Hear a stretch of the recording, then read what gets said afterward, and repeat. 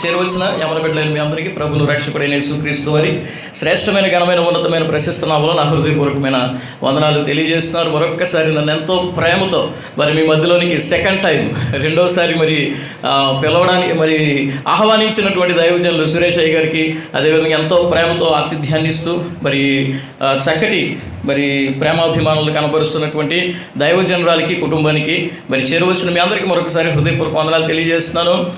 మరి ఈ సమయాన్ని వ్యర్థపరచకుండా ఒక చిన్న మాట మరి మీ ముందు నేను ఉంచడానికి నేను సిద్ధపడి ఉన్నాను. పరిశుద్ధ గ్రంథమైన బైబిల్ గ్రంథంలో నుంచి 118వ కీర్తన 25వ చరణాన్ని దయచేసి ఎవరైనా ఒకరు చదివి సహాయం చేయాలని ప్రభుపేట మనం చేస్తూ ఉన్నాను. 118వ కీర్తన 25వ చరణం చదవండమ్మా. యెహోవా దయచేసి నన్ను రక్షించుము, యెహోవా దయచేసి అభివృద్ధి కలిగించుము. దేవుడు తన పరిశుద్ధ లేఖన భాగాన్ని మనందరి వెనుకలో సమృద్ధిగా దీవించునుగాక. చెవి కలిగిన వాడు ఆత్మ చెబుతున్న సంగతులు గ్రహించునుగాక. వాక్యం ధారాళంగా రాకుండా ఆటంకపరుస్తున్న అడ్డుపడుతున్న ప్రతి దురాత్మ చీకటి శక్తుల ప్రభావాన్ని ఆత్మశక్తి అడ్డుకొనుగాక. ఆమేన్. చక్కగా మీరు రిప్లై ఇస్తున్నారు, చక్కగా సప్లై కూడా ఉంటుంది. దేవునికి స్తోత్రం. ప్రియమైన దేవుని పిల్లలారా, యవన బిడ్డలారా, యవన ప్రాయం అనేది చాలా కీలకమైనది, చాలా ప్రాముఖ్యమైనటువంటి ఒక వయసుగా మనం గుర్తించవచ్చు. మరి ఆది మానవుడైనటువంటి ఆదాము పుట్టుకే అతడికి బాల్యం లేదు, లేకపోతే అతడికి మరి చిన్నతనం లేదు, కానీ యవన ప్రాయంలోనే దేవుడు కలగజేయడం అనేది ఒక బలవంతుడిగా, ఒక పరిపూర్ణమైనటువంటి వ్యక్తిగా దేవుడు సృజించడం అనేది దేవుని సంకల్పంలో భాగం. దేవునికి స్తోత్రం కలుగునుగాక. అయితే దేవుని యొక్క వాక్యం చెప్తుంది, యవనస్తుడా నీ దినములంతా నువ్వు సంతోషించు, సంతుష్టిగా ఉండు. అయితే వీటన్నిటి చొప్పున నువ్వు లెక్క ఒకటి అప్పచెప్పాలని దేవుని యొక్క వాక్యం హెచ్చరిస్తూ ఉంది. ప్రియమైన దేవుని పిల్లలారా, ఈ లోకంలోనికి మనం ఎందుకు ఉద్భవించాం, లేకపోతే ఎందుకు మనం పుట్టామనేది మన జన్మ రహస్యం, మన జీవిత గమ్యం అనేది ఎరగకుండా మనం జీవితంలో ఒక అడుగు కూడా ముందుకి వేయడానికి వీలు లేదు. ఎందుకనంటే అయోమయంగా మనం అడుగులు వేస్తూ వెళితే మన జీవితం అనేది ఎలా ముగుస్తుంది అని అంటే చాలా వైఫల్యాలతో ముగుస్తుంది అనేటువంటి విషయాన్ని మనం గుర్తించాలి. అయితే ఇక్కడ పరిశుద్ధ గ్రంథమైనటువంటి బైబిల్ గ్రంథంలో మనం చదివినటువంటి మాట ఏంటి అని అంటే, ఇక్కడ కీర్తనాకారుడు దేవుణ్ణి అర్థిస్తున్నాడు, ప్రార్థిస్తున్నాడు. ఏమనంటే, యెహోవా దయచేసి అభివృద్ధి కలిగించుము. ఈ మాట నాతో పాటు కలిసి చెప్పగలరా? యెహోవా దయచేసి అభివృద్ధి కలిగించుము. యెహోవా దయచేసి అభివృద్ధి కలిగించుము. ప్రియమైన దేవుని పిల్లలారా, మన జీవితాలలో మనం చదువుకుంటున్నాం. ఇక్కడ చాలామంది అందరూ కూడా మరి చదువుకుంటున్నటువంటి స్టూడెంట్స్ ఉన్నారు, చదువుకుంటున్నటువంటి యవన బిడ్డలు ఉన్నారు. మీ యొక్క గురి, గమ్యం, లక్ష్యం ఏంటి అని అంటే, మీ జీవిత గమనంలో ఉన్నతమైనటువంటి స్థితి స్థాయికి వెళ్ళాలి అని, అనేకమైనటువంటి ఉన్నతమైనటువంటి శిఖరాగ్రాలను అధిరోహించాలనేటువంటి ఆశతో, ఆశయంతో, ఒక గోల్తో మీరు ముందుకు వెళుతున్నారు. అయితే సాధారణంగా నార్మల్గా మన జీవితం ఉంటే అది దేవునికి మహిమ కాదు. కాబట్టి మన జీవితాలు ఉన్నతమైనటువంటి స్థితిలో ఉండాలని దేవాది దేవుడు కోరుకుంటున్నాడు. మన తల్లిదండ్రులు, మన ఆప్తులు, మన బంధువులు, మన శ్రేయభిలాషులు మనందరం కూడా ఉన్నత స్థితిలో ఉండాలని ఏ విధంగా ఆశపడుతున్నారో, మరి పరమ తండ్రి అయినటువంటి దేవాది దేవుడు మీది మిక్కిలి మన జీవితంలో ఉన్నతమైనటువంటి స్థితిని, స్థాయిని కలిగి ఉండాలని ఆశిస్తున్నాడు. దేవునికి స్తోత్రం కలుగునుగాక. ఈ రోజున ఈ మాటలు విన్న తర్వాత దేవుని సన్నిధిలో చిన్న రిక్వెస్ట్ చేసి వెళ్దాం. ప్రభువా, నన్ను కూడా దయచేసి అభివృద్ధి కలగచేయమని. ఇక్కడ దావీదు మరి భక్తుడు దేవుని అడుగుతున్నాడు, అభివృద్ధి పదంలోనికి నడిపించు అని. ఏ తల్లిదండ్రులైనా మరి కోరుకునేది ఏంటి అని అంటే, మనం అభివృద్ధి పొందాలి అని. ఈ రోజున యాక్చువల్గా స్వాతంత్ర దినోత్సవం, ఎక్కడ చూసినా ఈ రోజున స్పీచెస్ మనం వింటూ ఉంటాం. ఏమండి, పొలిటీషియన్సే కానీ, లేకపోతే పెద్ద పెద్ద లీడర్సే కానివ్వండి, లేకపోతే టీచర్సే కానివ్వండి, ఉన్నతమైనటువంటి స్థితిలో ఉన్నటువంటి వారందరూ కూడా ఇచ్చేటువంటి ఒక మెసేజ్ ఏంటి అని అంటే, దేశానికి స్వాతంత్రం వచ్చి 78 ఏళ్ళు అయింది, కానీ ఎక్కడ చూసినా అభివృద్ధి అనేది కనబడడం లేదు, ఎక్కడ చూసినా రక్షణ కనబడడం లేదు, ఎక్కడ చూసినా మరి ఫ్రీడమ్ అనేది ఈ రోజున కనబడడం లేదు అని. ఒక ఆడపిల్ల అర్ధరాత్రి మరి ఒంటరిగా నడిచి వెళ్ళిన రోజున నిజమైన స్వాతంత్రం అని ఇలాంటి ఎన్నో స్లోగన్స్ మనం వింటూ ఉంటాం, లేకపోతే మాటలు వింటూ ఉంటాం. నిజమే, వీటన్నిటిని పరిశీలన చేస్తే భారతదేశానికి స్వతంత్రం వచ్చి 78 ఏళ్ళు ఒకవేళ అయ్యుండొచ్చేమో. కానీ ఏ విషయంలో స్వతంత్రం వచ్చింది అని అంటే, తెల్లదొరలను లేకపోతే బ్రిటిష్ వారిని దేశం నుంచి తరిమిగొట్టగలిగాము, కానీ వారి ఆనవాళ్ళు ఇంకా అలాగే ఉన్నాయి. లేకపోతే ఆ సాతాను యొక్క కబంధ హస్తాల్లో చిక్కుబడిపోయి వారి జీవితాలను పతనం చేసుకుంటున్నటువంటి మానవాళి ఇంకా సంఖ్యలలోనే మగ్గిపోతూ బానిసత్వం బానిసత్వపు సంఖ్యలలోనే ఇంకా బందీలుగా ఉన్నటువంటి పరిస్థితి మనకు కనబడుతుంది. అసలైనటువంటి స్వాతంత్రం ఏది అని అంటే మన ఆత్మ రక్షించబడడం. దేవునికి స్తోత్రం కలుగును గాక. అయ్యగారు చక్కని మరి బ్యానర్లో వాక్యం వేయించారు. ఆత్మ ఎక్కడ ఉంటుందో అక్కడ ఏముంటుందటండి? స్వాతంత్రం ఉంటుందట. సత్యం మనల్ని దేనిలోనికి నడిపిస్తుందట? సర్వసత్యములోనికి నడిపిస్తుంది. అంటే వాక్య సారాంశమే సత్యం కదండి. వాక్యము ఎక్కడ ఉంటుందో, ఆత్మ ఎక్కడ ఉంటాడో అక్కడ స్వాతంత్రం, స్వేచ్ఛ ఉంటాయి. దేవునికి స్తోత్రం కలుగును గాక. క్రీస్తు రక్తము ఎక్కడ ఉంటుందో అక్కడ స్వాతంత్రము, స్వేచ్ఛ ఉంటాయి. ఈ రోజున దేశానికి మహారక్షణ కలిగింది అని మనం సంబరాలు చేసుకుంటున్నాం, మంచిదే. కానీ ప్రియమైన దేవుని పిల్లలారా, ఈ దేశంలో మనం ఎంతో కాలం ఉండం. ఈ దేశంలో మనం కొంతకాలమే ఉంటాం. ఎంత మరి ఐశ్వర్యంతో ఉన్న, అందచందాలతో ఉన్న, మేడ మిద్దెలతో ఉన్న, సిరి సంపదలతో ఉన్న, చాలా చక్కటి జీవితాన్ని కలిగి ఉన్న మనం ఒకానొక దినాన్ని ఈ లోకాన్ని విడిచిపెట్టి వెళ్ళాలి. అయితే ఎక్కడికి వెళుతున్నాం? అక్కడ ఉందా స్వాతంత్రం? అక్కడ ఉందా మనకి ఫ్రీడమ్? అక్కడ ఉందా స్వేచ్ఛ? అక్కడ ఉందా మనకి ఎంజాయ్మెంట్? అక్కడ ఉందా మనకి శాంతి, భద్రత అనేది ఈ రోజున మనం ఒక్కసారి ధ్యానం చేయడానికి, లేకపోతే ఒక్కసారి పరిశీలన చేసుకోవడానికి అయ్యగారు మనల్ని సమకూర్చారు. దేవునికి స్తోత్రం కలుగును గాక. చాలా ప్రాముఖ్యమైనది ఏంటి అని అంటే, ఆత్మకు ఫ్రీడమ్ అనేది ఉందా? లేకపోతే ఈ రోజున మనం వయసు గతించిపోతుందని ప్రసంగి గ్రంథకర్త అంటాడు. యవ్వనం అంతా ఏమైపోతుందటండి? గతించిపోతుంది అని వాక్యం చెబుతుంది. అసలు మానవుని జీవితం ఎలాంటిది? ఉదయాన్ని పుష్పించి సాయంత్రానికి ఒడిలిపోయే అడవి గడ్డి పువ్వులో ఒక పువ్వు లాంటిది, చేద వెంబడి జారే నీటి బిందువు లాంటిది, త్రాసులో ఉన్నటువంటి ధూళి లాంటిది, నేల మీద ఒలికింపబడి మరలా వెనుకకు తీసుకోలేని నీటిని పోలింది, గాలికి కొట్టుకుపోయే మేఘం లాంటిది, ఓటి కొండ లాంటిది, కొంతసేపు కనబడి అంతలోనే మాయమైపోయే ఆవిరి లాంటిది అని, నేతగాని నాడి కంటే ఒడిగా మన దినాలు గతించిపోతున్నాయని వాక్యం చెబుతుంది. ఎన్ని రోజులు ఉంటుంది చెప్పండి ఈ యవ్వనం? ఎంతకాలం ఉంటుంది చెప్పండి ఈ బలం? ఎంతకాలం ఉంటుంది చెప్పండి ఈ సౌందర్యం? అని అంటే చాలా త్వరగా ఇదంతా ఏమైపోతుందంటే గతించిపోతుంది అని మనకి ఎరుగుదాం. ఏమంటే ఇప్పుడు మనకి అనిపిస్తూ ఉంది, అరే స్కూల్ డేస్కి వెళ్తే ఎంత బాగుంటుందో కదా, చక్కగా కోతి కొమ్మచ్చు ఆడుకున్నాం, చాలా ఆటలు ఆడుకున్నాం, చాలా అల్లరి చేసాం, ఆ ఎంజాయ్మెంట్ అంతా పోయింది. ఆ స్వీట్ మెమరీస్ అన్ని గుర్తొస్తూ ఉంటే మనకు అనిపిస్తుంది ఏమని అంటే, మరలా బాల్యం అనేది వస్తే బాగుంటుందేమోనని. అలాగే వృద్ధాప్యంలో ఉన్నటువంటి వారు కూడా అనుకుంటారు ఏమనంటే, మాకు నడిప్రాయం వస్తే బాగుందేమోనని. నడిప్రాయంలో ఉన్న వాళ్ళకి అనిపిస్తుంది ఏంటంటే, మాకు యవన కాలం వస్తే బాగుంటుందని. యవనస్తులు అనుకుంటారు ఏమిటంటే మరలా బాల్యం వస్తుంది. కానీ పోయినటువంటి కాలం, పోయినటువంటి సమయం, పోయినటువంటి దినాలు, పోయినటువంటి అవకాశాలు మరలా మన జీవితంలోనికి మరలా రావు అనేటువంటి విషయాన్ని గుర్తించి ఈ రోజు అన్నది మనకు ఉండగానే దేవుని సన్నిధిలో అడగాలి. ఏమనంటే, ప్రభువా యెహోవా నన్ను రక్షించుము, దయచేసి అభివృద్ధి కలగచేయి. దేవునికి స్తోత్రం కలుగును గాక. మన జీవిత మనుగడలో మనకి గొప్ప అభివృద్ధి కావాలి అంటే ముందుగా మన రక్షణ అనేటువంటి ఒక స్వాస్యానికి హక్కుదారులుగా మార్చబడాలి అనేటువంటి విషయం ఇది అర్థం చేసుకున్న వాళ్ళకి అర్థమవుతుంది. దేవునికి స్తోత్రం. ఈ రోజున మనకి ఏం కావాలంటే రక్షణ కావాలి. అయితే రక్షణ ఎలా వస్తుందని చెప్పండి? దేవుని యొక్క వాక్యం చెబుతుంది, భూదిగంత నివాసులారా.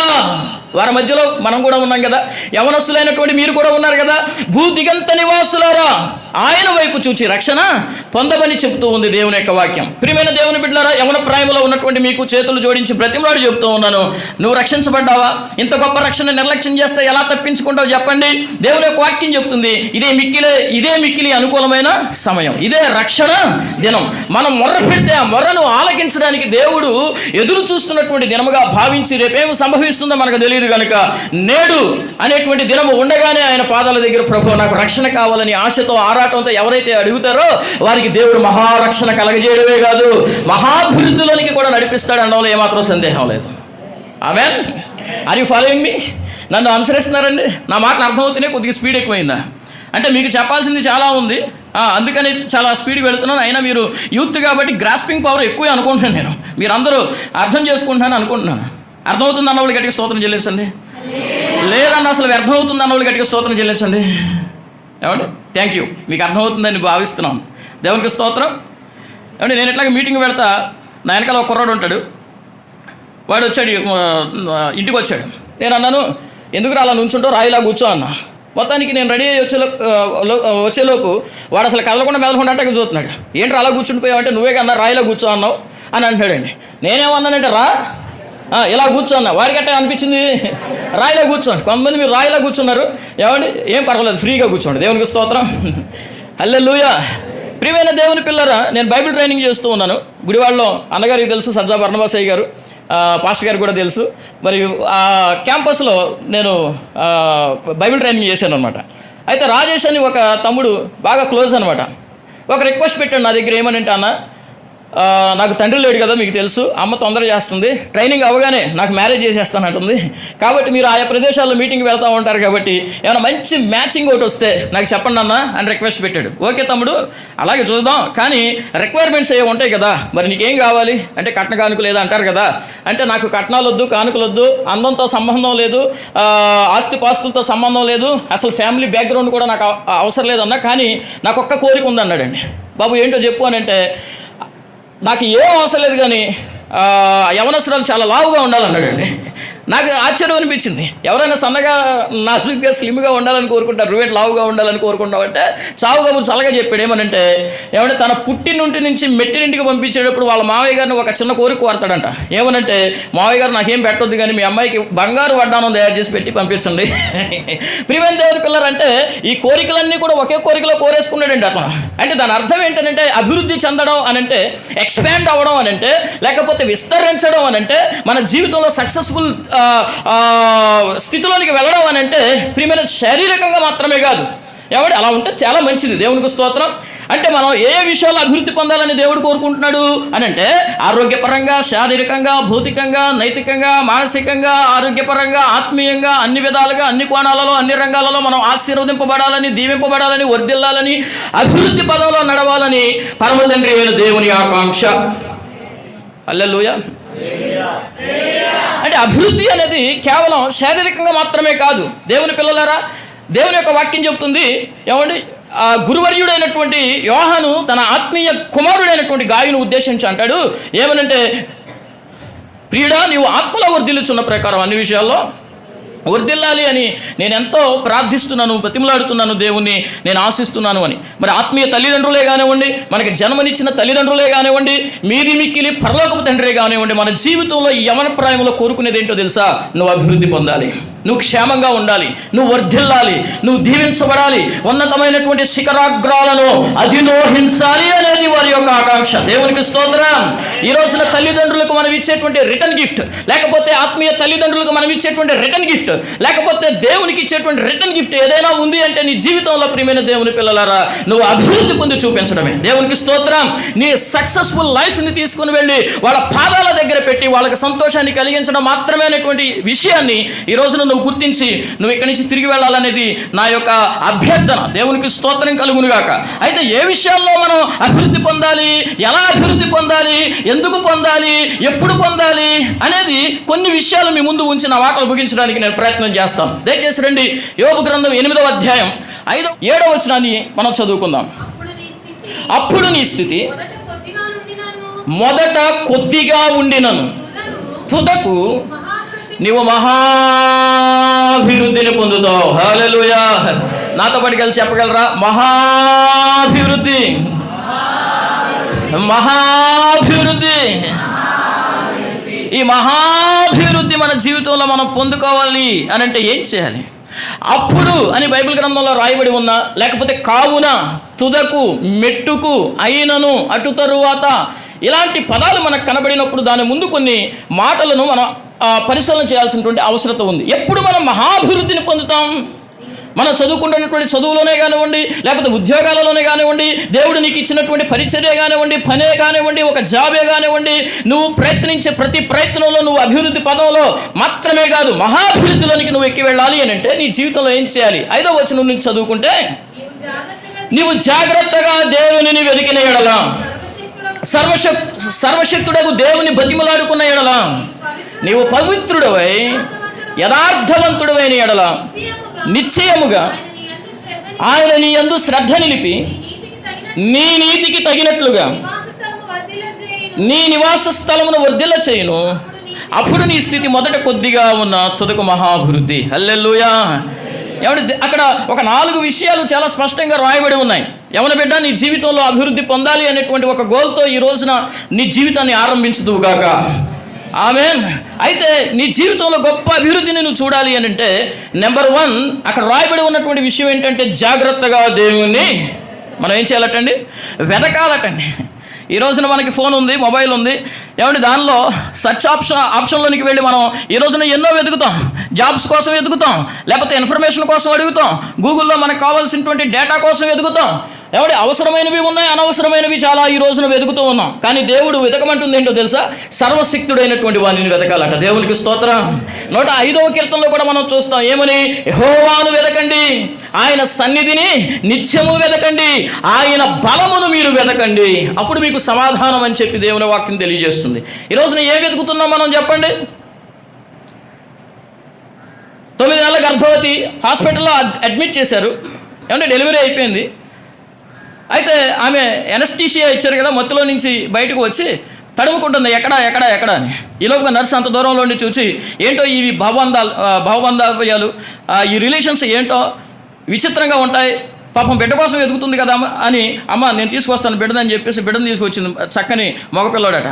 అప్పుడు ఆవిడ అందంట, కన్న తల్లి అందంట, ఏమనంటే బిడ్డ కోసం కాదండి, నా బొంబాయి వాళ్ళు ఎక్కడ ఉంది, గంట సేపు అయిపోయింది, వాట్సాప్ మెసేజ్లు వచ్చి ఉంటాయి, ఫేస్బుక్ మెసేజ్లు వచ్చి ఉంటాయి, అవి నేను చూసుకోవాలి, ఎక్కడుంది అడుగుతుందంటండి. ఏంటి? మొబైల్ ఫోన్ అట. అంటే అందుకే దేవుని యొక్క వాక్యంలో కూడా ఇలా రాయబడి ఉంది, కన్న తల్లి అయినా సరే మనల్ని మర్చిపోతుంది, తండ్రి అయినా విడిచిపెడతాడు, కానీ నేను నిన్ను విడువను ఎడబాయను, చూడుము నా అరచేతుల్లో చెక్కుకున్నానని ప్రభు వాగ్దానం చేస్తున్నాడు. దేవునికి స్తోత్రం కలుగును గాక. అంటే ఈ రోజున మనం ఏం వెతుకుతున్నాం? మనం ఏం వెతకాలి? వాక్యం చెప్తుంది నువ్వు మహాభివృద్ధిలోనికి వెళ్ళాలి అని అంటే, ప్రియమైన దేవుడు, నువ్వు ఎవరిని వెతకాలి అని అంటే సర్వశక్తుడైనటువంటి దేవుని వెతకాలి. దేవునికి స్తోత్రం కలుగును గాక.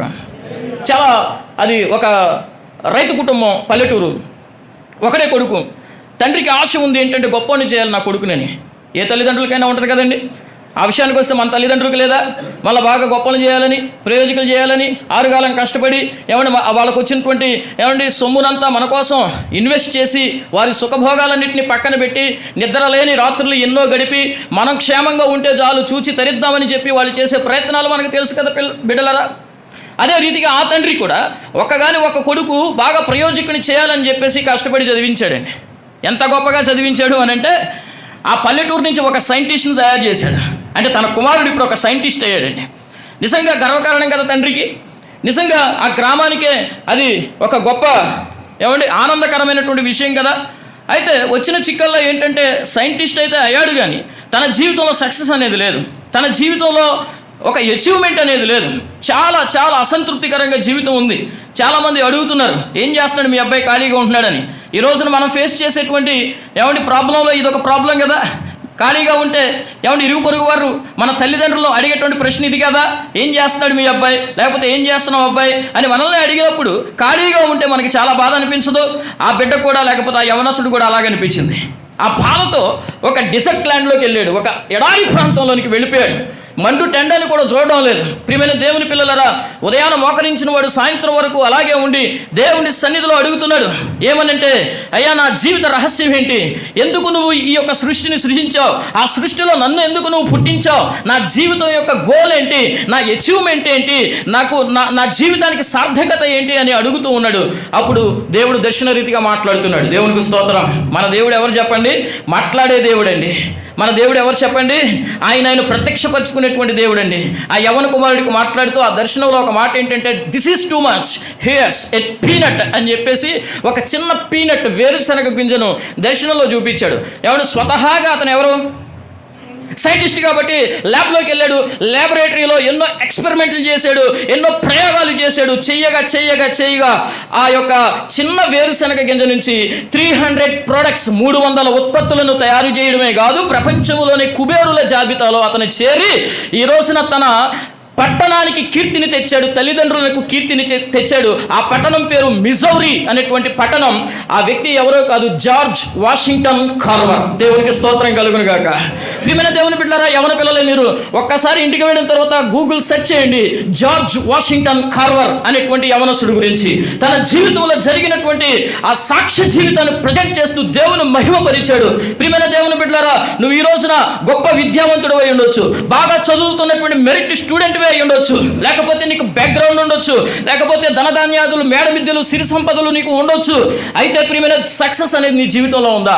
అభివృద్ధి అనేది నీ జీవితంలో ఉందా? నీ జీవితానికి ఒక సాటిస్ఫాక్షన్ ఉందా? నీ జీవితంలో వెలితి తీరిందా? నీకున్న హృదయంలో ఉన్నటువంటి కొదువ తీరిందా? అయితే దేవుని పాదాల దగ్గర ఆయన వెతుకు, దానికి దేవుడు మార్గాన్ని చూపిస్తాడు. దేవునికి స్తోత్రం కలుగునుగాక. హల్లెలూయా, హల్లెలూయా. ప్రియమైన దేవుని పిల్లారా, ఆ చిన్న వేరుశనగ కింద నుంచి ఇంత మహాభివృద్ధి పొందాడే. దేవుని యొక్క వాక్యం కూడా చెప్తుంది, నీ స్థితి మొదట ఎట్లా ఉంటుంది? చాలా కొద్దిగా ఉంటుంది, కానీ తుదకు మహాభివృద్ధిలోనికి దేవుడు. ఇక్కడ కీర్తనాకారుడు అడిగేది ఏంటంటే, అభివృద్ధి పరచు ప్రభు చాలు అన్నాడు. కానీ అడిగిన దానికన్నా, ఆశించిన దానికన్నా అత్యధికంగా చేయగలిగిన శక్తి కలిగినటువంటి దేవుడు అభివృద్ధి మాత్రమే కాదు, మహాభివృద్ధిని దేవుడు ఇవ్వగలిగిన వాడు. ఆమేన్. ఈ రోజున వెదకదగినట్లుగా నువ్వు వెతుకు, అడగదగినట్లుగా నువ్వు అడుగు.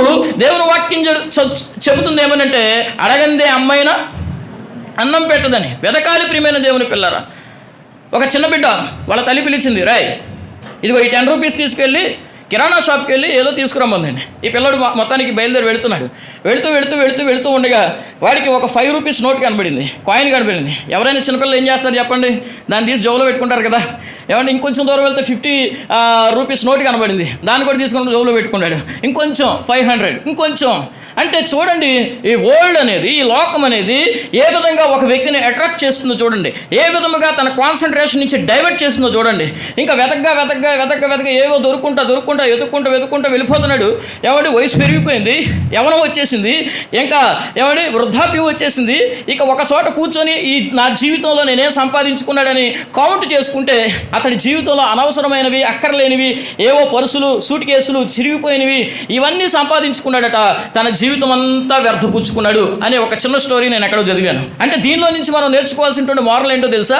ఈ రోజున లోకంలో మనకి ఏదో ఉందని చెప్పి అనవసరమైన వాటి వైపు, అక్కరలేనటువంటి వాటి వైపు వెంపర్లాడి పరుగులు పెట్టేసి చిట్ట చివరకు ఏమంటే మన జీవితం ఏంటి అనేటువంటి ప్రశ్న ఉత్పన్నం అవ్వకుండా దేవుడు నీకు ఇచ్చినటువంటి ఈ చక్కని అవకాశాలన్నిటినీ కూడా యూటిలైజ్ చేసుకుంటూ, చక్కగా సద్వినియోగం పరుచుకుంటూ, సమయాన్ని వ్యర్థపుచ్చుకొనకుండా సమయాన్ని యూటిలైజ్ చేసుకుని ఉన్నతమైనటువంటి శిఖరాగ్రాలను అధిరోహించాలని ఈ పగటివేళ దేవుడు ఆశిస్తున్నాడు. దేవునికి స్తోత్రం కలుగును గాక.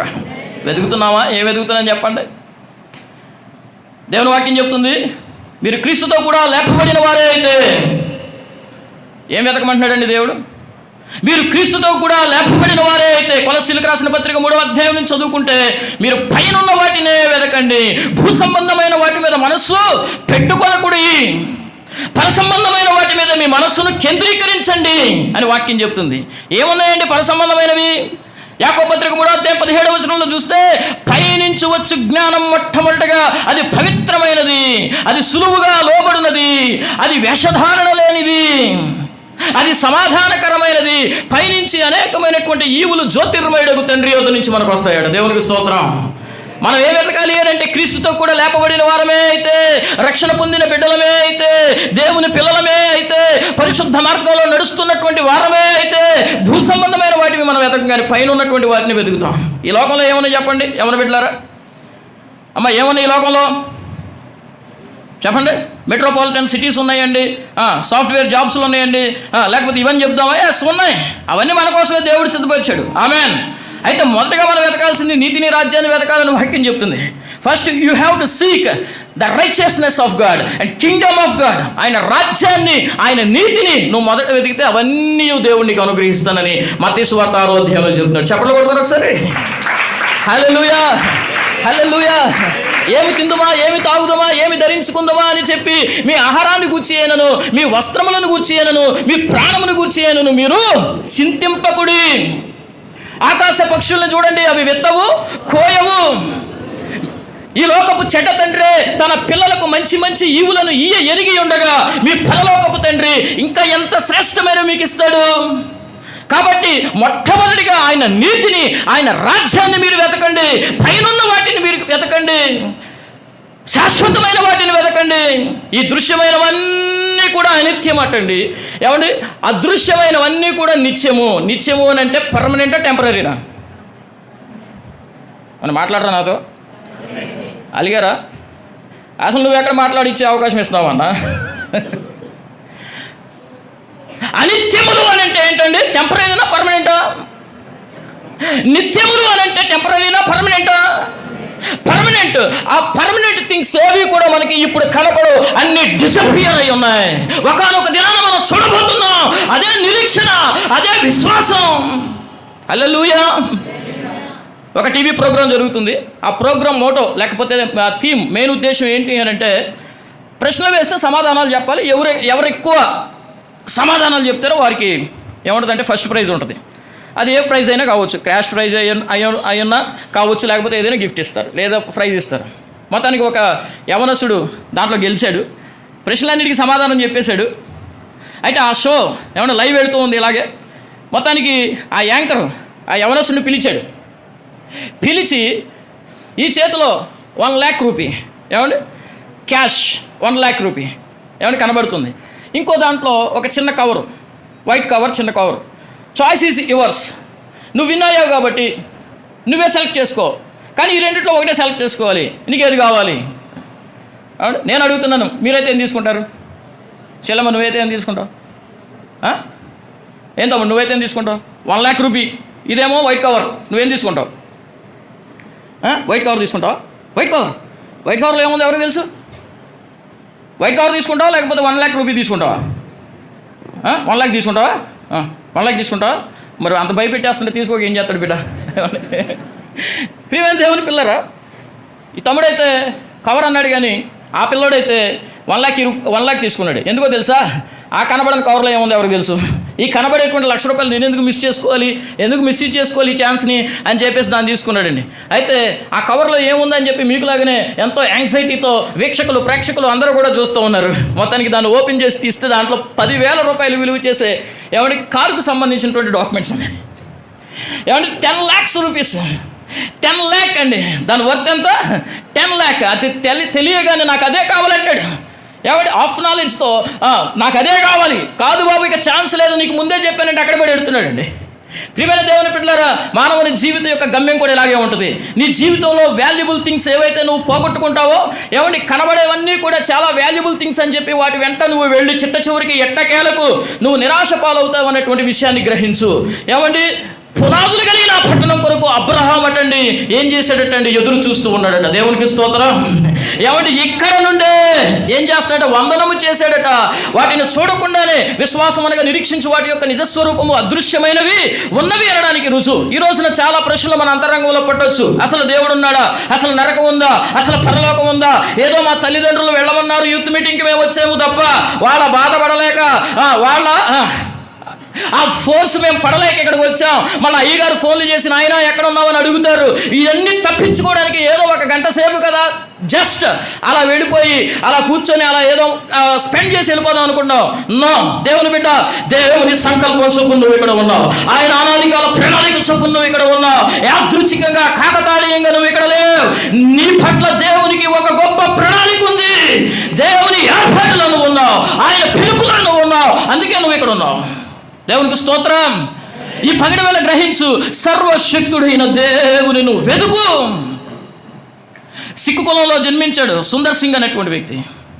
తల్లి మహాభక్తురాలు. ప్రియమైన దేవుని పిల్లలరా, తల్లి చనిపోయింది. తల్లి అంటే చాలా ప్రేమ. అడుగుతున్నాడు ఒకనొక దినాన్న, మా తల్లి ఆరాధించే దేవుడా, అసలు నిజమైన దేవుడా, నువ్వు ఎక్కడ ఉన్నావు? మా తల్లిని ఎక్కడికి తీసుకెళ్ళావు? నన్ను కూడా అక్కడికి తీసుకువెళ్ళు. లేకపోతే నాకు కనబడి నాతో మాట్లాడు, లేకపోతే నేను చచ్చిపోతా. ఉదయం పొద్దున్నే ట్రైన్ వెళ్తుంది, ఆ ట్రాక్ కింద తలబెట్టి చచ్చిపోతా. దేవుని వాక్యం చెబుతుంది. ప్రియమైన దేవుని పిల్లరా, ఆశతో ఆసక్తితో ఆయన వెతికితే ఆయన దొరికే దేవుడు. హల్లెలూయా. వెదకుడి మీకు దొరకును. ఆ ఉదయకాల సమయమందు అతని గదిలో ప్రత్యక్షమయ్యాడు వెలుగు రూపంలో ప్రభు. సుందర్, నేను నీ దేవుణ్ణి అని చెప్పి ఆ రోజున తన దేవునికి హృదయాన్ని ఇచ్చి ప్రభువుని నమ్ముకొని ఏమంటే తన మతాన్ని, కులాన్ని, బంధువుల్ని ఏమంటే తనకున్నటువంటి బ్యాక్గ్రౌండ్ అంతా విడిచిపెట్టి ప్రభువుని నమ్ముకున్నాడు.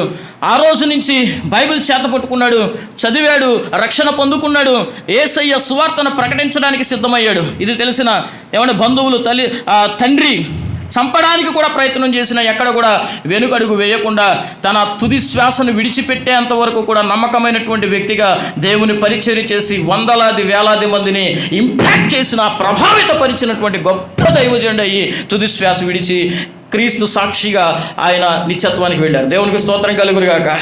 ప్రియమైన దేవుని బిడ్డారా, ఒకానొక తరుణాన సువార్త పరిచర్య చేస్తూ వెళుతూ ఒక ఇంటిని తలుపును తడితే ఆ ఇంటి తలుపు తీసినటువంటి ఒక యవ్వన బిడ్డ, ఒక చిన్న బిడ్డ అందంట, ఆర్ యు జీసస్, మీరు యేసు ప్రభువా అని ఆయనను ప్రశ్నించింది. అని అంటే క్రీస్తు స్వరూపము, క్రీస్తు సౌందర్యతను ఎంతగా సంతరించుకొని ఆ సుందర్ సింగ్ అనేటువంటి దైవజనుడు ఈ లోకంలో జీవించాడు.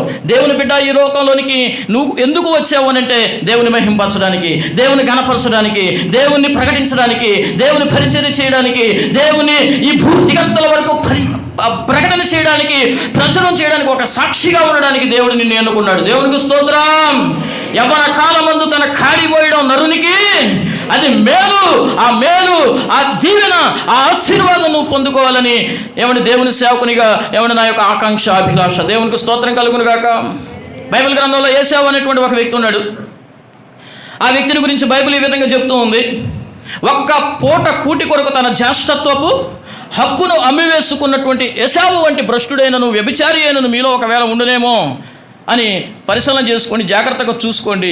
ఎందుకో తెలుసా, అతడు చిట్ట చివరికి ఎట్టకేలకు తుట్ట తుదకు ఆఖరి గడియల్లో కన్నీరు విడుస్తూ శ్రద్ధతో దేవునిని వెతికినను అతనికి మారు మనసు పొందే అవకాశము, ఆశీర్వాదము దొరకలేదు అని వాక్యం చెబుతుంది. కన్నీరు కార్చాడు అట, శ్రద్ధగా వెతికాడట, ఎంతో కన్నీరు మున్నీరై దేవుని సన్నిధిలో పెనుగులాడాడట. బట్ కాలం వెళ్ళిపోయింది. యెహోవా దొరుకు కాలంలోనే ఆయనను మీరు వెతకండి. డాక్టర్ గారిని సంప్రదించే వేళలు అని టైమింగ్స్ పెడతారు. ఆ టైమింగ్స్ తర్వాత మీరు ఒకవేళ వెళ్ళి డాక్టర్ని ఒకవేళ కాంటాక్ట్ చేయాలని, లేకపోతే కన్సల్ట్ చేయాలని వెళితే అవకాశం దొరుకుతుందో చెప్పండి. ఆఫ్టర్ ఆల్ ఒక డాక్టర్ అంటే దాని ఉద్దేశం ఏంటంటే ఒక మానవ మాత్రుడే తనకు ఒక టైం టేబుల్ ఉంటే మరి దేవాది దేవునికి ఉండదా చెప్పండి. ఈ దర్శించే కాలంలోనే ఆయన వెతుకు, ఆయన దొరికే దేవుడు. దేవునికి స్తోత్రం. హల్లెలూయా, హల్లెలూయా. ప్రియమైన దేవుని పిల్లలారా, ఇంకా నువ్వు మహాభివృద్ధిలోనికి నడవాలి అని అంటే ఇంకా వాక్యం చెప్తుంది, ఆ సర్వశక్తుడైన దేవుని మనం ఏం చేయాలటండి? బ్రతిమలాడుకోవాలట. అంటే బ్రతిమలాడడం అనేది ఏంటండి? ఈ జనరేషన్లో అసలు చూడడం లేదు కదా. ఎక్కడ కూడా అంతా ఆర్డర్ పాస్ చేస్తాం. ఇంట్లో కూడా మమ్మీ టిఫిన్ అయిపోయిందా, మమ్మీ లంచ్ అయిపోయిందా, మమ్మీ డిన్నర్ అయిపోయిందా, మమ్మీ కాఫీ అయిపోయిందా. ఎక్కడ రిక్వెస్ట్ అనేది కనబడలేదు. బతిమలాడుకోవడం అంటే ఏంటి తమ్ముడు? రిక్వెస్టా లేకపోతే ఆర్డర్ పాస్ చేయడమా? ఆర్డర్ పాస్ చేయడమా? రిక్వెస్ట్ అంటే ఏంటి? మీరు స్టూడెంట్సే కాబట్టి మీకు తెలుసు. లీవ్ లెటర్ రాస్తారు ఎప్పుడైనా సిక్ అయినప్పుడు, లేకపోతే లీవ్ కావాల్సినప్పుడు. చక్కగా టైటిల్ పెడతారు, లీవ్ లెటర్, డేట్ వేస్తారు, చక్కగా ఊరి పేరు రాస్తారు. తెలుగులో చెప్తే ఇంకా చాలా బాగుంటుంది. చెప్పంటారా వద్దంటారా? అమ్మ ముగించేద్దామా, క్లోజ్ చేసేద్దామంటారా? పర్లేదు, ఇంకో పావు గంట పర్లేదా? ఓకే. ప్రియమైన దేవుని పిల్లరా, ఏమని రాస్తారని చెప్పండి. తెలుగులో అయితే బాగుంటుంది కదా. ఏమని? గౌరవనీయులైన ప్రధానోపాధ్యాయులు గారికి ఎప్పుడు గౌరవించడం. ఏం అరే లెక్కలోడు వస్తున్నాడు రా, సైన్స్ వాడు వస్తున్నాడు రా, సోషల్ వాడు వస్తున్నాడు రా, ఇంకా చెప్పాలంటే చాలా దారుణంగా ఉంటాయి, వద్దులే. నమస్కరించడం, ఎప్పుడు నమస్కారం చేయడు. పాపం ఎప్పుడైనా నా బిడ్డ, నా స్టూడెంట్ గుడ్ మార్నింగ్ సార్ అంటాడేమో, అక్కడెక్కడ దిగుతాడు మాస్టర్. కానీ ఈయన మాత్రం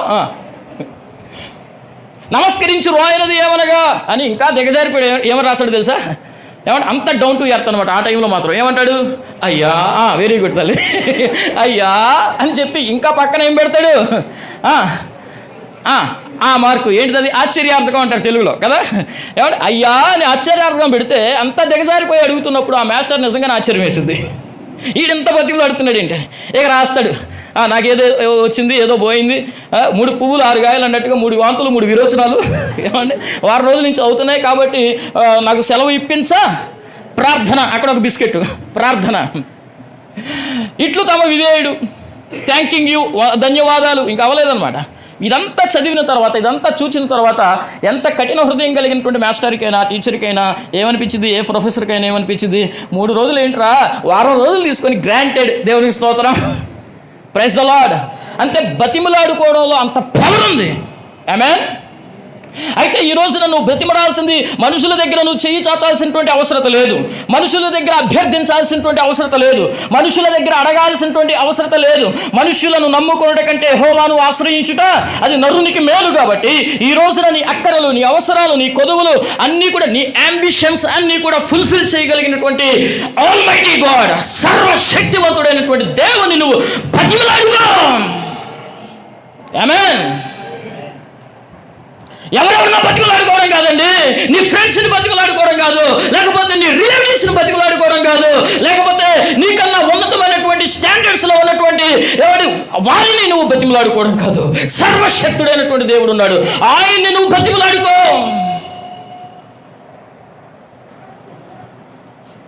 అలా చేయాలంటే మనకు కొంచెం విసుగు కదముడా.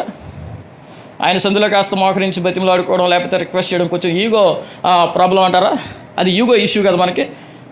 ఎవరి ముందు అసలు మనం తగ్గేదే? చెప్పండి, తగ్గేదే. నువ్వు తగ్గమాకు బాబు, నువ్వు తగ్గొద్దు. ఒక తమ్ముడిని, నాయన అసలు నీకు ఎంత వయసు ఉందో? 15 సంవత్సరాల ప్రాయం. మామిడికోళ్ళన్న మా ఊరు. 15 సంవత్సరాలు అందరికీ తెలుసు, బాగా ఏరియా అలా ఉంటుంది, ఎంత మాసుగా ఉంటుందో. 15 సంవత్సరాలకి నువ్వు తాగి తిరిగేస్తున్నావు కదా, కొంచెం తగ్గించుకొని అయితే తగ్గేదే లేదంటాడండి, ఏదో మొత్తానికి చూపించి. నాకు అర్థం కాలేదు, ఆడేంట తగ్గేది లేదంటాడు అని అంటే, నీకు తెలియదు అన్న, నీకు అంటే అనవసరం అన్న అంటాడు. కాదురా నాకు చెప్పు అని అంటే, అదేదో సినిమా అంట, ఆ సినిమా హీరో అన్నాడంట తగ్గేదే లేదని. ఈ హీడు కూడా తగ్గట్లా. సరే నాయన తగ్గమాక, నీకు క్యాన్సర్ వచ్చేదాకా తగ్గమాక, నీకు అల్సర్ వచ్చేదాకా తగ్గమాక, నీకు లివర్లో పోయేదాకా తగ్గమాక, కాటికి కాడు చాపి కాడికి వెళ్ళేదాకా పాడి కట్టి అక్కడికి వెళ్ళేదాకా తగ్గొద్దు.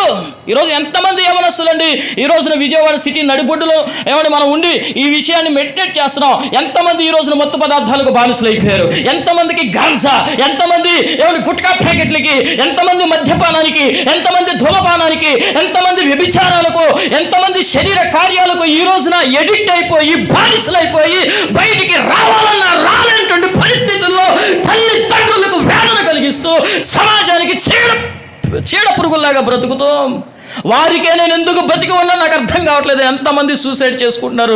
ఎవరి బిడ్డ ఈ రోజున నీ జీవితం అలా కాకూడదు, ఈ పగటి వేళ నీ జీవితం అలా కాకూడదు అనే దైవజనుడు ఎంతో భారంతో ఏర్పాటు చేసినటువంటి ఈ కూడికలో ఒక్కసారి ఒక్క రిక్వెస్ట్ తీసుకుని వెళ్ళు. నీవు దేవుని సందులో బతిమలాడు, ప్రభువా నా జీవితం మారాలి, నా జీవితం విప్లవాత్మకంగా చేంజ్ అవ్వాలి, నా జీవితంలో గొప్ప అభివృద్ధి నేను చూడాలి, నా తల్లిదండ్రులు చూడాలి. నిన్ను బట్టి నీ తల్లిదండ్రులు సగౌరవంగా రొమ్మున చేసుకుని అంత ధైర్యంతో పడుకున్న రోజున you are a successful person, you are a successful student, you are a successful devotee. అప్పటి వరకు నువ్వు నిద్రపోకూడదు అంతే. ఈరోజు మనం కలలు కంటున్నాం, కానీ అవన్నీ కూడా పగటి కళలు అయిపోతున్నాయి. కానీ ఆ డ్రీమ్స్ అన్ని ఫుల్ఫిల్ అవ్వాలి అని అంటే ఎవరి ద్వారా సాధ్యం అంటే సర్వశక్తి గలవాడైనటువంటి మనం సేవించుచున్నటువంటి ప్రభు వలన మాత్రమే సాధ్యం. అవి దేవునికి స్తోత్రం. 12 సంవత్సరాలండి ఆ పిల్లడికి, అప్పుడే యవన ప్రాయంలోకి వచ్చాడు. తండ్రి చచ్చిపోయాడు, తల్లి చచ్చిపోయాడు. దూర ప్రాంతంలో నాయనమ్మ ఉంటే ఆ గ్రాండ్ మా దగ్గరికి వెళ్ళాడు. ప్రేమించి తనకున్నదేదో పెట్టి, చాలా పూర్ అనమాట, తనకున్నదేదో పెట్టి సర్వైవ్ చేస్తుంది. కొన్నాళ్ళు గడిచిపోయాయి. ఒకనొక దినాన ఆ నాయనమ్మ పిలిచి ఒళ్ళో కూర్చోబెట్టుకుని చెప్తుంది, నాయన నేను వృద్ధాప్యంలోకి వచ్చాను, నీకు పెట్టేంత స్తోమత నాకు లేదు, చదివించేంత స్తోమత నాకు లేదురా, నీకు చేసి పెట్టేంత ఓపిక కూడా నాకు లేదు నాయన, నువ్వేమైపోతావు నాకు బాధగా ఉంది, ఇంకా నీకున్న దిక్కల్లా నేనే కదా, మరి ఏం చేయాలి అని ఆలోచన చేస్తున్నప్పుడు దేవుడు నాతో మాట్లాడాడు. ఇదిగో నేను ఒక గొప్ప దేవుణ్ణి నీకు పరిచయం చేస్తాను, ఆ దేవుని దగ్గరికి వెళ్ళి నువ్వు ప్రార్థన చేస్తావా? ఏమని ప్రార్థన చేయాలి నాయన, మనకు తెలియదుగా అని అంటే, ఏమీ లేదురా ప్రభువా, ఈ జీవితం నీది, నీవిచ్చే విజయం నాది, ఇదే ఈ 2 ముక్కలు తీసుకెళ్ళి ప్రార్థన చేయరా. దేవుడు మాట్లాడే దేవుడు నాయన, దేవుడు వినే దేవుడురా, దేవుడు అనాథలకు, తల్లి లేని తండ్రి లేనిటువంటి అనాథ పిల్లలకు దగ్గరగా ఉండేటువంటి దేవుడురా. నువ్వు ఈ ప్రార్థన దేవుని సన్నిధిలో చేసి బతిమలాడుకోరా. తెలిసి తెలియని ఆ మాట విన్నటువంటి ఆ గుండెల్లో ఆ మాటలు చొచ్చుకుపోయాయి. ఆ రోజు నుంచి తన సమయానంతా ఎక్కువగా ప్రేయర్లో ఏమనంటే, ప్రభువా ఈ జీవితం నీది, నాతో పాటు అనగలరా, ప్రభువా ఈ జీవితం నీది, నీవిచ్చే విజయం నాది, ప్రభువా ఈ జీవితం నీది, నీవిచ్చే విజయం నాది. ఇదే ప్రార్థన అండి. ఇంకా ప్రార్థనలో ఏమాత్రం కూడా ఎక్కువ టెర్మినాలజీ అనేది లేదు, శ్రావ్యత అనేది లేదు, పెద్ద పెద్ద దీర్ఘ ప్రార్థనలు లోతైన ప్రార్థన ఏదీ లేదు. సింపుల్గా ఇవే మాట, ప్రభువా ఈ జీవితం నీది, నీవిచ్చే విజయం నాది. దినాలు గడుస్తూ ఉన్నాయి. స్కూల్లో ఫస్ట్ అతనే, కాలేజీలో ఫస్ట్ అతనే, ఏమండి యూనివర్సిటీ ఫస్ట్ అతనే టాప్ ర్యాంకర్గా నిలుస్తూ ఉన్నాడు. ఎక్కడికి వెళ్ళిన స్టడీస్లో విజయం. ఏమండి ఏవో ఎక్స్పెరిమెంట్లు చేస్తున్నాడు, కొన్ని ఏమండి వస్తువులను కనుగొంటున్నాడు. రాను రాను రాను రాను అతడు ఆ దేశానికి కాదు ప్రపంచానికే ఏమండి పరిచయం అయిపోయి ఒక గొప్ప శాస్త్రవేత్తగా, ఏమండి అధునాతనమైనటువంటి శాస్త్ర సాంకేతిక రంగానికి కొత్త పుంతలు ఏమంటే తొక్కి ఒక విప్లవాత్మకమైనటువంటి చైతన్యాన్ని శాస్త్ర రంగంలో తీసుకుని వచ్చి ఈ రోజున పాఠ్య పుస్తకాలలో ఎక్కి మనకి ఒక ఇన్స్పిరేషన్గా ఉండి కొన్ని లాస్, కొన్ని నియమాలను అతను సూత్రాలుగా అతడు కనుగొని గురుత్వాకర్షణ శక్తి సిద్ధాంతాన్ని కనుక్కున్నటువంటి వాడే అతని పేరు సర్ ఐజాక్ న్యూటన్. దేవునికి స్తోత్రం కలుగునుగాక. హల్లెలూయా హల్లెలూయా. సర్ ఐజాక్ న్యూటన్ అని ఏమని స్టేట్మెంట్ ఇచ్చాడంటే, నేను నా సైన్స్ని గురించి 10 లక్షల మాటలు రాస్తే నా దేవుని గురించి, నా బైబిల్ని గురించి నేను 14 లక్షల పైబడి మాటలు రాశాను అంటాడు. చెప్పండి కొడతారు ఒకసారి. హల్లెలూయా హల్లెలూయా. అంటే దాని ఉద్దేశం ఏంటో తెలుసా? ఒక గొప్ప శాస్త్రవేత్త అయినప్పటికీ, ఏమంటే ఎంత బిజీగా ఉన్నప్పటికీ, ఎంత సమయం కూడా లేకపోయినా, ఏమంటే తన జీవితంలో తన శాస్త్రానికి లేకపోతే తన సైన్స్కి, తన ఏమంటే ఉద్యోగానికి లేకపోతే తన పనికి ఇచ్చినటువంటి ప్రయారిటీ కన్నా దేనికి ఎక్కువ ప్రయారిటీ ఇచ్చాడో తెలుసా? దేవుని యొక్క వాక్యానికి ఎక్కువ ప్రయారిటీ ఇచ్చాడండి. అతడు ఇచ్చినటువంటి స్టేట్మెంట్ అది. ప్రియమైన దేవుని బిడ్డలారా, ఎందుకో తెలుసా? సర్వశక్తుడైనటువంటి దేవుని ఏం చేశాడు? అతడు బతిమలాడుకున్నాడు. ఈ రోజున ప్రియమైన దేవుని బిడ్డలారా, నీ జీవితంలో చదవడానికి చాలా చాలా చాలా చాలా చాలా కష్టంగా ఉందా?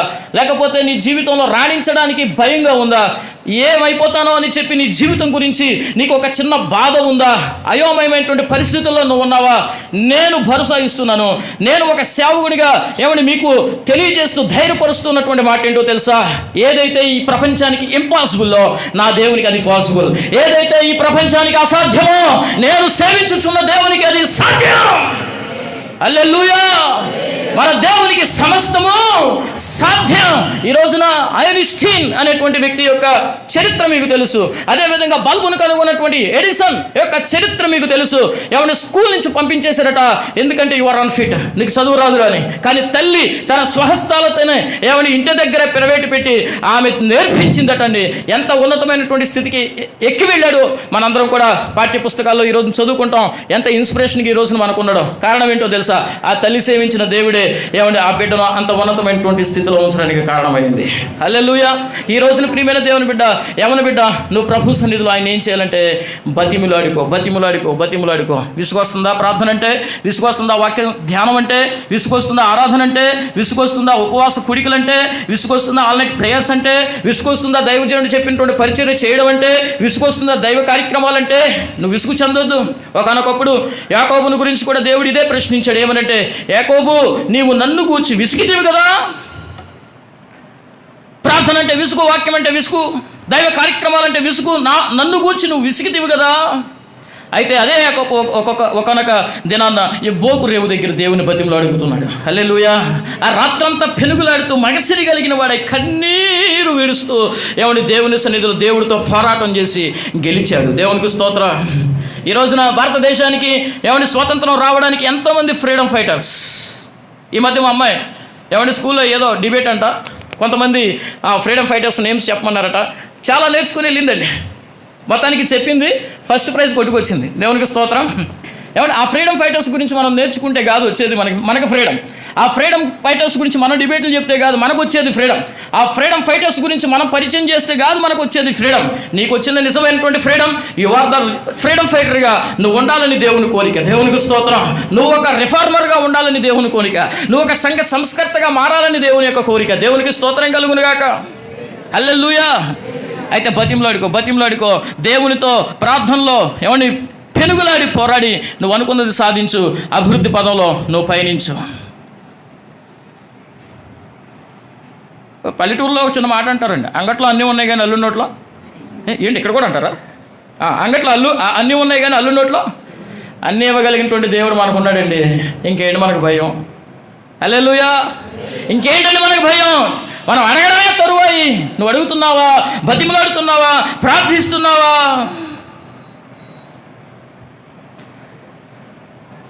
ఇంకా రాయబడి ఉంది, పవిత్రమైన జీవితం జీవించే వారికి అభివృద్ధి అట. నువ్వు పవిత్రుడవైన ఎడల చాలా ప్రాముఖ్యమైనటువంటి విషయం యవన బిడ్డ. మన యవన ప్రాయంలో మనం కలిగి ఉండవలసినటువంటి అత్యద్భుతమైన దైవీకమైనటువంటి స్వభావం ఏది అని అంటే అది పవిత్రత, పరిశుద్ధత. ఎందుకంటే మన దేవుడు ఎవరు చెప్పండి అమ్మ? మన దేవుడు ఎవరు? మన దేవుల్లో ఉన్నటువంటి స్వభావం ఏంటి, ఆయన గుణం ఏంటి అని అంటే ఆయన పరిశుద్ధుడు. కాబట్టి మనం కూడా ఎలా ఉండాలటండి? బైబిల్ గ్రంథంలో దానియేలు అనేటువంటి యవనస్తుడు ఉన్నాడు. అతడట తినే విషయంలో కూడా ఎక్కడ కూడా తను తాను అపవిత్ర పరచుకోలేదు. తన దేహంతో దేవుణ్ణి ఆయన మహింపరిచాడు. ఎక్కడా అది అని అంటే స్వదేశంలో కాదు, ఒక బానిసగా వెళ్ళాడు. పరాయి దేశంలో, బబులోను దేశంలో ఏమంటే రాజాజ్ఞను కూడా ధిక్కరించిన వాడై ఏమంటే రాజులకు రాజు, ప్రభులకు ప్రభు అయినటువంటి సర్వలోకనాథుడు అయినటువంటి సర్వలోకానికి చక్రవర్తి అయినటువంటి దేవునికి ఆనందాన్ని, సంతోషాన్ని కలిగించి ఆయనకు విధేయుడై పరిశుద్ధుడిగా నేను ఉండాలని చెప్పి తీర్మానం చేసుకున్నాడు. ప్రాణం పోయినా పర్వాలేదు, పరిశుద్ధ జీవితాన్ని నేను విడిచిపెట్టుకొని అన్నాడండి. అందుకని ఏమేడో తెలుసా? ఏమంటే నెబుకద్నెజరు కాలంలో, దర్యావేషు కాలంలో, బెల్షస్సరు కాలంలో, కోరెషు కాలంలో 4 రాజ్యాలు గతించిన, ఏమంటే రాజులు గతించిన, చక్రవర్తులు గతించిన, అధికారులు గతించిన, ఈయన మాత్రం గతించకుండా తన జీవితంలో గొప్ప సక్సెస్ను పొందుకున్నాడు. దేవునికి స్తోత్రం. రాజు తర్వాత రాజహోదాను పొందుకున్నాడు. దేవునికి స్తోత్రం. అది ఎక్కడ స్వదేశంలో కాదు, పరాయి దేశంలో. ప్రియమైన దేవుని పిల్లరా, ఈ రోజున అసాధ్యాలన్నీ సుసాధ్యం చేయగలిగింది ఏదంటే నీ జీవితంలో ఉన్న పవిత్రమైన జీవితమే. ధ్రువ ప్రాంతాల్లో, మంచు ప్రాంతాల్లో యార్మిన్ అనేటువంటి జంతువు ఉంటుంది, మీకు తెలుసు. దాని స్వభావం ఏంటంటే అది అపీరియన్స్, అవుటర్ ఎక్స్పీరియన్స్ అంటే ఎలా ఉంటుంది అంటే దాని వెంట్రుకలు అనేది తెల్లగా ఉంటాయండి. ఎక్కడ కూడా నలుపు అనేది ఉండదు, అంత నీట్గా ఉంటుంది. అది వేటకెళ్ళిద్ది, బొరియల్లో నుంచి బయటకు వచ్చి, గూళ్ళలో నుంచి బయటకు వచ్చి వేటకెళ్ళిద్ది. వేటకెళ్ళి వచ్చేసరికి వేటగాళ్ళు దాన్ని పట్టుకోవడానికి ఒకే ఒక్క సూత్రం, దాన్ని పట్టుకోవాలంటే ఒకే ఒక్క మార్గం ఉంది, లేకపోతే దొరకదు. అది ఏం చేస్తారంటే ఆ గూళ్ళు చుట్టూ బురద ఏమండి రాసేస్తారట, మట్టి రాసేస్తారట.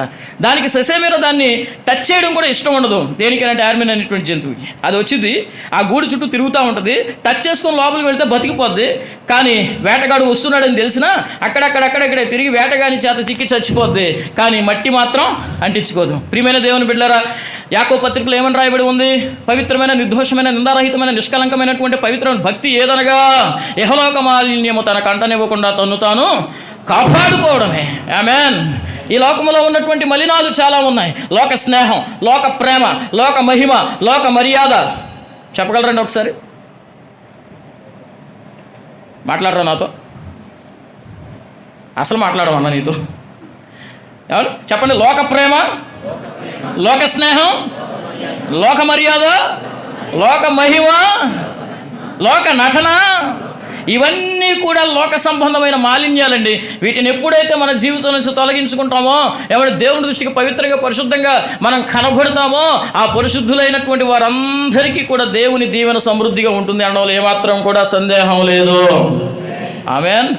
యోసేపు జీవితాన్ని కూడా మనం పరిశీలన చేస్తే ఏమండి, పొతిఫర భార్య యవ్వన కాలంలో ఉన్నటువంటి యోసేపు దగ్గరికి వచ్చి నాతో పాపం చేయమని ప్రేరేపిస్తా ఉన్నా సరే, అమ్మా నువ్వు నాకు తల్లి లాంటి దానివి, తండ్రి అయినటువంటి దేవుడు మనల్ని చూస్తూ ఉన్నాడు, ఆయన దృష్టికి ఇంత ఘోరమైనటువంటి దుష్కార్యమును నేను చేసి నా తండ్రి దృష్టికి నేను నేరస్తుడిగా ఉండలేనని చెప్పేసి శిక్షింపబడడానికైనా, జైలులో ఉండడానికైనా, అవసరమైతే ప్రాణం పోగొట్టుకోవడానికైనా సరే సిద్ధపడ్డాడు యోసేపు. పారిపోయాడు. ఇందాక మనం ఒక స్క్రిప్చర్ చదివాం. ఏమంటే యవనస్తులు చదివారు ఏమని? తిమోతి, యవన బిడ్డ, నీ యవనేచ్ఛల నుంచి నువ్వు పారిపో. హల్లెలూయా. ఏమంటే యవన ప్రాయంలో ఉన్నటువంటి మీకు పారిపోవడం అనేది కాస్త ఎలా ఉంటుందంటే ఈగో ఇష్యూ కదా. అబ్బే పారిపోయేది లేదండి, ఎదురెళ్ళడమే. విజయమో వీరస్వర్గమో అంతే తప్ప వెనక తిరిగేది ఏమీ లేదు. కొన్నిసార్లు వెనక తిరగ తప్పదు. హల్లెలూయా. ఎస్పెషల్లీ పాపం విషయంలో ఇది ఈ మార్గంలో వెళితే నా ఆధ్యాత్మిక జీవితానికి ఎక్కడైనా నష్టం కలుగుతుందేమో, ఈ నిర్ణయం తీసుకుంటే నా ఆత్మీయ జీవితానికి ఎక్కడైనా నష్టం కలుగుతుందేమో, ఈ యొక్క డెసిషన్ తీసుకుంటే నా తండ్రి అయినటువంటి దేవునికి బాధ కలుగుతుందేమో, నా తల్లిదండ్రులకు అపకీర్తి కలుగుతుందేమో. ఇదే ఏమండి ప్రాంతంలో, ఇదే ఒక ఏరియాలో ఏమండి మా ఊరి నుంచి కొంతమంది వచ్చి ఇక్కడ సెటిల్ అయ్యారు. ఇద్దరు మగపిల్లాడు ఆడపిల్లాడు చక్కగా చదువుకున్నారండి, ఇంజనీరింగ్ చేశారు. ఈ మధ్య జరిగినటువంటి సంఘటన, ఆడబిడ్డను ఏమంటే కొంతమంది ట్రాప్ చేసి ఫ్రెండ్సే ఏమంటే మత్తు పదార్థాలు అలవాటు చేశారు, ఏమంటే గంజాయి అలవాటు చేశారు. ఎంతగా అనంటే అది లేని పరిస్థితి, ఇక తట్టుకోలేనటువంటి పరిస్థితి, మత్తుకు బానిస అయిపోయింది. ఒకనొక దినాన్న తినడానికి ఆ మత్తు పదార్థం లేదు. ఫ్రెండ్స్ ఫోన్ చేశారు, ఏమని ట్రాప్ చేశారు అని అంటే, నీకు ఇది ఇవ్వాలి అని అంటే మేము చెప్పిన చోటికి నువ్వు రావాలి అని. ఆ బిడ్డకు తెలుస్తుంది వీళ్ళు నన్ను మోసం చేస్తారు, నా జీవితాన్ని పాడు చేస్తారు అని.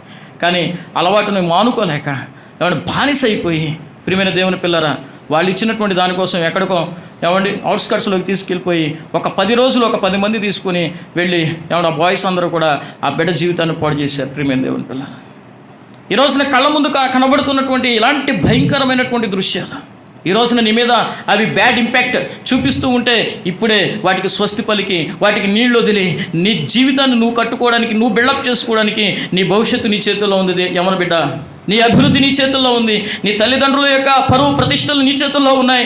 ఆత్మీయ తల్లిదండ్రుల యొక్క ఆనందానికి నువ్వు కారకుడు అవ్వాలి. పరమ తండ్రి అయినటువంటి దేవునికి సంతోషానికి కారణంగా నీ భక్తి జీవితం ఉండాలి, నీ యొక్క ఆధ్యాత్మిక జీవితం ఉండాలని దేవుని సేవకునిగా బ్రతిమలాడుతూ ఈ మాటలు మీకు తెలియజేస్తున్నాను. పవిత్రమైన జీవితాలను జీవితం. దేవునికి స్తోత్రం, హల్లెలూయా. అప్పుడు ఆ పవిత్రమైన జీవితం నిన్ను మహాభివృద్ధిలోనికి నడిపిస్తుంది. ఇంకా ఫైనల్గా అక్కడ రాయబడి ఉంది, యథార్థవంతుడైన ఎడల నీకు మహాభివృద్ధి. ఆమేన్, హల్లెలూయా. ఒకసారి ఆకాశమందు ఉన్నటువంటి దేవుని వైపు చేతులు ఊపుతూ స్తోత్రం చెల్లిద్దామా? హల్లెలూయా, హల్లెలూయా, హల్లెలూయా. ఎందుకు మనం ఇప్పుడు స్తోత్రం చెల్లించామో తెలుసా? ఏమండి, యవన ప్రాయం అనేది దేవుడిచ్చినటువంటి ఒక వరం. ఆమేన్. మనం ఏదైనా అచీవ్ చేయాలి అని అంటే ఈ యవన కాలంలోనే మనం చేయగలం. ఇది దాటిందంటే ఇంకా మనం ఏమీ చేయలేం. అందుకే దేవుని వాక్యం చెప్తుంది ఏమనంటే, యథార్థవంతులైన వారిని బలపరచడానికి యెహోవా కన్నులు ఆకాశం మంది ఏం చేస్తున్నట్టండి? సంచారం. ఎవరిని బలపరుస్తాడు దేవుడు? ఎవరిని వర్ధల చేస్తాడు? ఎవరిని దీవిస్తాడు దేవుడు అని అంటే యథార్థమైనటువంటి హృదయం కలిగినటువంటి వారిని. ఒక చిన్నపిల్లడు తల్లి పిలిచింది, అరే నేను పెద్ద వయసు వచ్చింది కదా, నేను వెళ్ళాను అక్క దగ్గరికి వెళ్ళి, మరి పెళ్లి చేశాం కదా, మరి కొంత అమౌంట్ కట్నంగా ఇవ్వాలి కదా, ఈ 1 lakh రూపీస్ తీసుకుని వెళ్ళి అక్కకి ఇచ్చేసిరారా, మరి మధ్యలో దారిలో దొంగలు ఉంటారు, మీరు జాగ్రత్తగా వెళ్ళాలి అని చెప్పి ఆ తెల్లటండి అవి జోబులో పెట్టకుండా షర్ట్లో కుట్టి పంపించేసిందట. ఆ నోట్స్ అన్నీ కూడా షర్టు కుట్టి పంపించేసిందట. కొంచెం దూరం వెళ్ళగానే దొంగలు ఆపారట, రే ఇటారా అని. అది బాగా దొంగలు తిరిగే ప్రాంతం. వెళితే ఎక్కడికి వెళ్తున్నావు? మా అక్క దగ్గరికి వెళ్తున్నానండి అని చెక్ చేస్తే ఆ దగ్గర డబ్బులు కానీ అలాంటివి ఏమి లేవు. ఎందుకు వెళ్తున్నావు అని అంటే డబ్బులు ఇవ్వడానికి అండి అని. డబ్బులు నీ దగ్గర లేవుగా, పిచ్చి దొంగలాగా ఉన్నారా మీరు, ఇదిగో ఇక్కడ ఉన్నాయిగా అని చూపిస్తాడు. వాస్తవానికి వాళ్ళంతా ఎతికారు, వాళ్ళకి కనపడలా, వెళ్ళిపోవచ్చు చిన్న అబద్ధం చెప్పేసి. వాడు అబద్ధం ఆడకూడదు అని చెప్పేసి అవన్నీ చూపిస్తే నిజమేనండి 1 lakh రూపీస్ ఉన్నాయి. అవన్నీ చూస్తే ఒరే మేము నిన్ను వెతికాం కదా, వెళ్ళిపోవచ్చు, అవకాశం ఉంది కదా, చిన్న అబద్ధం ఆడేసి వెళ్ళిపోవచ్చు కదంటే వాడు అన్నాడట, దొంగగారండి, ఎంత రెస్పెక్ట్ చూడండి, దొంగగారండి, మరి మా సండే స్కూల్ ఎక్కండి, మరి సండే స్కూల్లో యథార్థంగా ఉండాలి, యథార్థవంతుని దేవుడు బలపరుస్తాడని చెప్పిందండి, యథార్థవంతుడికి ఏ మేలు కొదువై ఉండదు అని చెప్పిందండి, యథార్థవంతుని మాటలు ఎంతో బలమైనవని చెప్పిందని ఆ దొంగలకు సువార్త చెప్పేసాడు ఈ పిల్లలు. నిజంగా యథార్థవంతుని మాటలు బలమైనవని చెప్పేసి ఆ పాషాణ హృదయాన్ని బద్దలు కొట్టేసి దొంగలు మారిపోయాడటండి. ఈ పిల్లల్ని సరే వైరాగ్యం వచ్చేసింది, రే ఆ డబ్బులు అడిగి ఇచ్చేసారా, పంపించేయండి అని వీళ్ళు ఆలోచనలో పడిపోతే పరిశుద్ధాత్మ దేవుడు ఒప్పింపజేసాడట, మనసు మార్చుకున్నాడట. మొత్తానికి ఏదో ఇలాగే ఏదో కార్యక్రమం జరుగుతుంటే డిసెంబర్ 31వ తారీఖు ఏదో వాచ్ నైట్ సర్వీస్ జరుగుతుంటే అందరూ సాక్ష్యాలు చెప్తుంటే ఈ దొంగలు కూడా వచ్చి మేము రక్షణ పొందడానికి ఒక పిల్లడు కారణం అని చెప్పి ఆ పిల్లడి గురించి చెప్పారంటండి. ప్రియమైన దేవుని పిల్లరా, అంటే చూడండి, మనం తీసుకునేటువంటి నిర్ణయాలలో ఏముండాలంటే యథార్థత అనేది ఉండాలి. మనం అనుకుంటాం ఏమని అంటే యథార్థంగా నడిస్తే సత్యాన్ని అనుసరించి నడిస్తే మనం బ్రతకలేమండి, మోసపోతామండి. కాదు, దేవుడు నిన్ను బలపరుస్తాడు.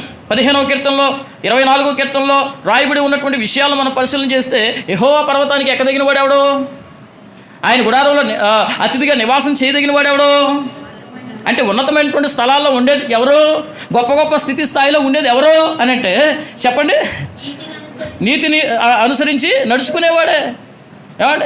నష్టం కలిగిన మాట తప్పనివాడే యథార్థవంతుని గురించి 15వ కీర్తనలో రాయబడి ఉంది. దేవునికి స్తోత్రం.